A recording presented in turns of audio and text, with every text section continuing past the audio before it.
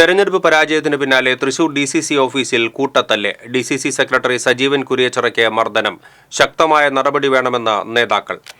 K മുരളീധരന്റെ അനുയായിയായ DCC secretary Sajeevan കുരിയച്ചിറയും ഒപ്പം ഉണ്ടായിരുന്ന പ്രവർത്തകനും DCC ഓഫീസിൽ നിൽക്കുമ്പോൾ DCC പ്രസിഡന്റ് ജോസ് വള്ളൂർ തനിക്കെതിരായ പ്രതിഷേധങ്ങൾക്ക് പിന്നിലെ വ്യക്തിയെന്നാരോപിച്ച് സജീവന് ഒപ്പമുള്ള പ്രവർത്തകനെ പിടിച്ചു തള്ളി. ഇത് ചോദ്യം ചെയ്ത സജീവനെതിരെ തിരിഞ്ഞ ജോസ് വള്ളൂർ അനുയായികളെയും കൂട്ടി കഴുത്തിന് പിടിച്ച് തള്ളി മർദ്ദിച്ചുവെന്നാണ് പരാതി. ഇതിൽ പ്രതിഷേധിച്ച് സജീവൻ പാർട്ടി ഓഫീസിൽ കുത്തിയിരിപ്പ് സമരം ആരംഭിച്ചു. ഇതോടെ യൂത്ത് കോൺഗ്രസ് പ്രവർത്തകർ അടക്കമുള്ളവർ ഓഫീസിലേക്കെത്തി. പിന്നാലെ ഇരുവിഭാഗങ്ങളും തമ്മിൽ വീണ്ടും ചേരിതിരിഞ്ഞ് ഏറ്റുമുട്ടി. സ്ഥലത്തുണ്ടായിരുന്ന നേതാക്കൾ ഇടപെട്ട ഇരുകൂട്ടരെയും പിന്തിരിപ്പിച്ചെങ്കിലും ഏറെ നേരം വാക്കേറ്റം തുടർന്നു. ഇതോടെ പോലീസും സ്ഥലത്തെത്തി. പിന്നീട് മുതിർന്ന നേതാവും മുൻ MLAയുമായ PA മാധവൻ എത്തി ഇരുകൂട്ടരുമായി സംസാരിച്ചു. മാധവന്റെ അനുനയത്തിന് ഒടുവിൽ സജീവൻ സമരം അവസാനിപ്പിച്ച് ആശുപത്രിയിൽ ചികിത്സ തേടി.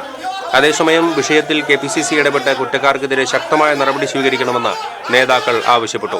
കെ മുരളീധരന്റെ കനത്ത തോൽവിക്ക് പിന്നാലെ DCC പ്രസിഡന്റിനും സിറ്റിംഗ് MP-യായ TN പ്രതാപനും UDF ജില്ലാ ചെയർമാൻ MP വിൻസെന്റ് അടക്കമുള്ള നേതൃത്വത്തിനുമെതിരെ രൂക്ഷമായ വിമർശനമാണ് പ്രവർത്തകരും നേതാക്കളും ഉന്നയിക്കുന്നത്.